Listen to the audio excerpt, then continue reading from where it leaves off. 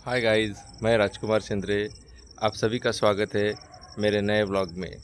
आज मैं आपको भद्रावती का ऐसे प्राचीन मंदिर, जैन मंदिर के बारे में बताने वाला। ये काफ़ी प्राचीन मंदिर है, जबकि इसका अभी अभी धीरे धीरे मतलब 2-3 साल से उसका नवीनीकरण हो रहा। और मंदिर काफ़ी प्राचीन है और देखने लायक है। मैं आपको अंदर से भी दिखा सकता था, लेकिन अंदर मोबाइल की परमिशन ना होने की वजह से मैं आपको दिखा नहीं पाऊँगा।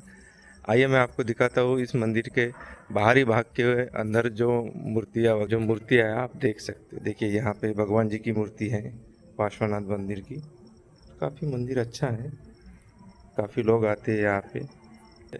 और आप देख सकते हैं एटमॉस्फेयर कितना अच्छा है, हर जगह लाइटिंग है, हरियाली है, काफ़ी देखने लायक है। और आप आइए ये मंदिर देखने के लिए। आप लोगों का स्वागत है भद्रावती सिटी में। ये है भद्रावती सिटी, चंद्रपुर डिस्ट्रिक्ट में आता है, महाराष्ट्र स्टेट में।